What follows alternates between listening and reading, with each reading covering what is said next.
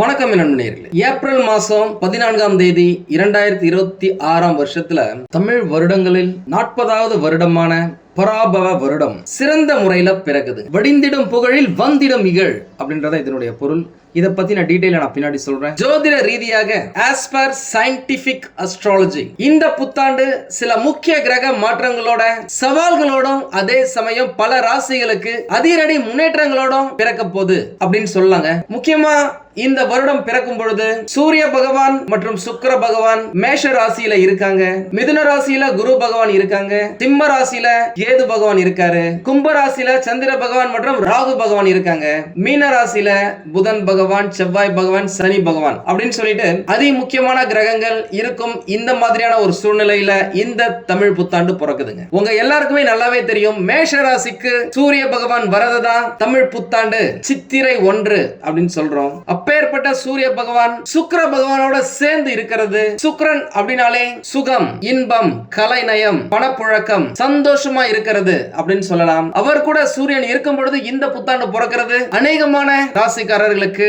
அற்புதமான அதிகப்படியான நன்மைகளை வாரி வழங்க போகுது அப்படின்னு சொல்லலாம். பொதுவா இந்த குரு பெயர்ச்சி அப்படின்னா குருவை பத்தி மட்டும் பேசுவோம். சனி பெயர்ச்சி அப்படின்னாக்கா சனி பகவானை பத்தி மட்டும் பேசுவோம். ராகு பெயர்ச்சினா ராகு பகவான் மற்றும் கேது பகவான் இவங்களை பத்தி மட்டும் பேசுவோம். ஆனா தமிழ் புத்தாண்டு பலன்கள் அப்படின்னா இருக்கிற அனைத்து கிரகங்களின் பயிற்சிகளையும் சேர்த்துதான் அவர்களுடைய நகர்வுகள் உங்களுடைய ராசிக்கு நல்லது செய்தா இல்லையா அப்படின்னு டீடைலா கணிக்கிறது தான் இந்த தமிழ் புத்தாண்டு பலன்கள். இப்ப நம்ம நேரடியா பலன்களுக்கு போயிடலாம். முக்கியமா இந்த வருஷத்துல இப்பதான் ரீசெண்டா சனி பகவான் பெயர்ச்சி ஆனாரு. வைகாசி மாசம் ஜூன் மாதத்துல தொடக்கத்துல குரு பகவானுடைய பெயர்ச்சி வரப்போகுது. கார்த்திகை மாதத்துல ராகு மற்றும் கேது பகவான்களின் பெயர்ச்சி வரப்போகுது. இதுல ராகு மற்றும் கேது பகவான் உங்களுக்கு என்ன செய்ய போறாங்க, குரு பகவான் என்ன செய்ய போறாரு, ஏற்கனவே பெயர்ச்சியான சனி பகவான் என்ன செய்ய போறாரு அப்படின்றத பார்த்தலாமா. கன்னி ராசிக்காரர்களை பொறுத்த வரைக்கும் பாத்தீங்க அப்படின்னாக்கா கடின உழைப்பால் மட்டுமே முன்னேற முடியும். கண்டக சனியின் தாக்கம் இருக்கிறதால ஆரோக்கியத்துல ரொம்ப கவனமா இருக்க வேண்டியது அவசியம். தேவையற்ற கடன் வாங்குறத முடிஞ்ச வரைக்கும் அவாய்ட் பண்ணுங்க. அதே நேரம் இந்த வருஷ கடைசியில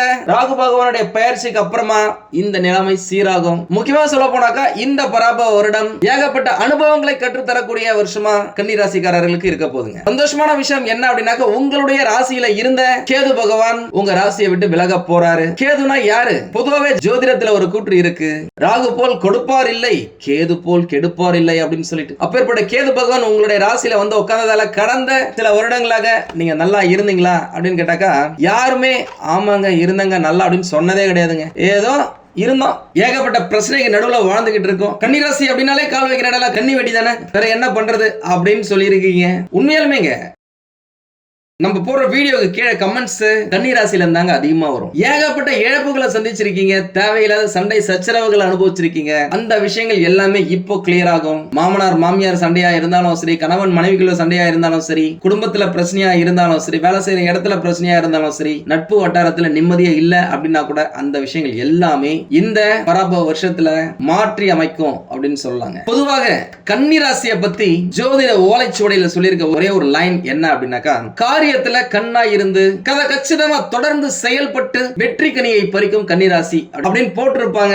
அது இந்த வருஷம் உங்களுக்கு அப்பட்டமா பொருந்துங்க. எடுத்த காரியத்தை முடிக்கிற வரைக்கும் அந்த ஸ்பீடோட இருந்தீங்க அப்படின்னாக்கா வெற்றி நிச்சயங்க. குரு பகவான் தொழில் ஸ்தானத்துல அமர்ந்து இருப்பது செய்யும் தொழில உங்களை மேன்மையடைய வைப்பாரு. ஒருவேளை உங்களுடைய ஜாதகமே சரியில்லை, திருமணத்துக்கு தடை ஏகப்பட்டது இருக்கு, பல வருஷமா பல வரன்களை பார்த்தாலும் திருமணம் நடக்கல அப்படின்னு சொன்னவங்களுக்கு எல்லாம் எத்தனை கிரக கோளாறுகள் இருந்தாலும் குருவுடைய பார்வை சிறப்பா இருக்கிறதால, குரு பகவான் இருக்கும் இடம் நல்லா இருக்கிறதால தடைகள் நீங்கி சுபிட்சம் ஏற்படும் அப்படின்னு சொல்லாங்க. திருமண பாக்கியம் கிடைப்பதற்கு ஏகப்பட்ட வாய்ப்புகள் இருக்கு. நீங்க செய்யற தொழில்ல அபரிதமான லாபத்தை பார்ப்பீங்க. உங்களுடைய வேலையில நல்ல முன்னேற்றத்தை பார்க்க முடியும். ஒரு சிலருக்கு ப்ரமோஷன் கிடைக்கும் வாய்ப்புகள் இருக்கு, இன்கிரிமெண்ட் கிடைக்கும் வாய்ப்புகள் இருக்கு. ஏன்னா குரு பகவான் எப்பெல்லாம் இந்த மாதிரி இருக்கிறாரோ அந்த டைம்ல நல்லது நடக்கும். கூடவே கேது பகவான் உங்களை விட்டு விலகி போற அந்த காலகட்டத்துல நீங்க வேலை செய்யற இடத்துல அடுத்த லெவலுக்கு போறதுக்கான வாய்ப்புகள் இருக்கு. முக்கியமா வைகாசி மாசத்துல இருந்து குரு பகவான் லாபஸ்தானத்துல அமர்ந்து முயற்சிகளுக்கு நல்ல பலன்களை பெற்று தருவாரு. இதுவரைக்கும் நிறைய டவுட்ஸ் இருந்திருக்கும், வேலை செய்யற இடத்துல நிறைய விஷயத்தை கேட்டுட்டே செஞ்சிருப்பீங்க. இனிமே நீங்க சுயமா செயல்பட்டு நல்ல பெயர் எடுக்கும் வாய்ப்புகள் நிறைய இருக்கு. குரு பகவான் உங்களுடைய 7ஆம் இடத்தை பாக்குறது, நீங்க ஏதாவது தொழில் செய்யறீங்க சொந்தமா, இல்லனா கூட்டு தொழில இருக்கீங்க, வெளிநாட்டுக்கு போகணும்னு ட்ரை பண்ணிட்டு இருக்கீங்க, அப்படின்னாக்கா அந்த விஷயங்கள்லாம் வெற்றி பெறுவதற்கான வாய்ப்புகள் இருக்கு. படிப்புல நல்ல முன்னேற்றத்தை பார்ப்பாங்க. ஒரு சிலருக்கு கல்வி பயில வெளிநாட்டுக்கு போறதுக்கான வாய்ப்புகளும் இருக்கு. என்னதான் கெண்டக சனி பகவானாக இருந்தாலும் உங்களுடைய ராசிக்கு 5வது 6வது இடத்திற்கு அதிபதியான சனி பகவான் 7வது இடத்துல உட்காரது உங்களுக்கு பொருளாதாரத்தை பொறுத்த வரைக்கும் எந்த பிரச்சனையும் வராதுங்க. அதே நேரம் நண்பர்கள், மனைவி இவங்க கிட்ட இருந்து உங்களுக்கு பெரிய அளவுல சப்போர்ட் கிடைக்குமா அப்படின்னாக்கா மிகப்பெரிய கொஸ்டின் மார்க். இதை நீங்க தான் ஹேண்டில் பண்ணிக்கணும். இன்னொரு முக்கியமான விஷயம், ரொம்ப க்ளோஸ் ஃப்ரெண்ட்ஸ் கூட சின்ன அளவுல துரோகம் செய்வதை போல உங்களுக்கு தோன்றும். கேர்ஃபுல்லா இருங்க. கார்த்திகை மாதம் முதல் ராகு கேது பயிற்சி நடக்கும். அந்த காலகட்டத்தில் எடுத்த காரியத்தை டப்பு டப்புன்னு முடிச்சு தூக்கடாசும் வலிமையை ராட்சச கிரகங்கள் உங்களுக்கு கொடுப்பாங்க. போன ஜென்மத்துல நீங்க ஏதாவது தெரியாம பாவம் செஞ்சிருந்தீங்க அப்படின்னா கூட அது எல்லாமே விலகும் காலகட்டமா அமையும். அதிர்ஷ்டமான நிறங்கள் அப்படின்னு பார்த்தாக்கா பச்சை, மஞ்சள், வெள்ளை. அதிர்ஷ்டமான திசைகள் தெற்கு, மேற்கு, வடமேற்கு. அதிர்ஷ்டமான எண்கள் 3, 5, 7.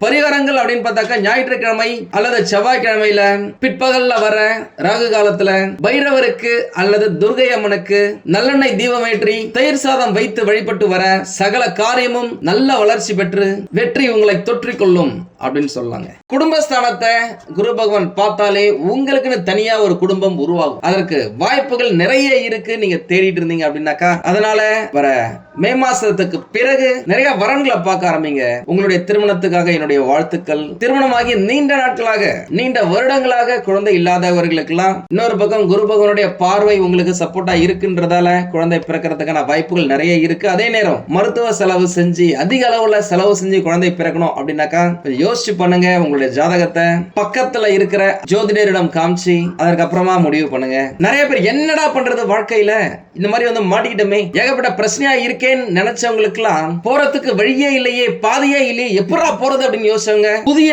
பாதையை இந்த காலகட்டத்துல குரு பகவான், சனி பகவான் ஏற்படுத்தி கொடுப்பாங்க. அதை புடிச்சு போயிட்டே இருங்க. முக்கியமா இந்த காலகட்டத்துல ராகு பகவான் இருக்கும் இடம் உங்களுடைய ராசிக்கு 10 யானைகளின் பலம் கிடைக்கும் அப்படின்னு சொல்லாங்க. ஏன்னா அவர் தான் ராட்சசன், அசுர கிரகம். கட்டாயமா உங்களுக்கு நல்ல விஷயங்களை இந்த காலகட்டத்தில் கொடுக்கும் இடத்துல தான் இருக்காரு.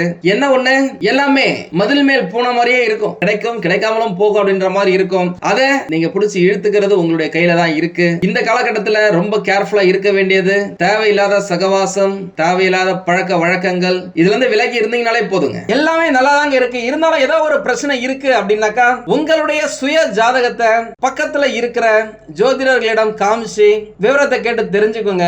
தேவைப்பட்ட நம்மளையும் கான்டாக்ட் பண்ணுங்க. நானும் ரெடியா இருக்கேன் உங்களுக்கு உதவி செய்வதற்காக. உங்களுக்கு இந்த வீடியோ பிடிச்சிருந்தா லைக் பண்ணுங்க. ரொம்ப பிடிச்சிருந்தது அப்படின்னாக்கா உங்களுடைய ஃப்ரெண்ட்ஸுக்கு, ரிலேட்டிவ்ஸ்க்கு ஷேர் பண்ணுங்க. நம்மளது வெறும் ஜோதிட நிலையம் இல்லைங்க. அறிவியல், கடவுள், ஜோதிடம் இந்த மூன்றையும் ரிலேட் பண்ணி நாட்டு மக்களுக்கு எப்படிலாம் நல்லது செய்ய முடியும் அப்படின்னு சொல்லிட்டு நிறைய ரிசர்ச் நாங்க பண்ணிட்டு இருக்கோம். அது எல்லாத்தையும் உங்களுக்கு உடனுக்குடன் கிடைக்க நம்ம சேனலை சப்ஸ்கிரைப் பண்ணி வச்சுக்கோங்க.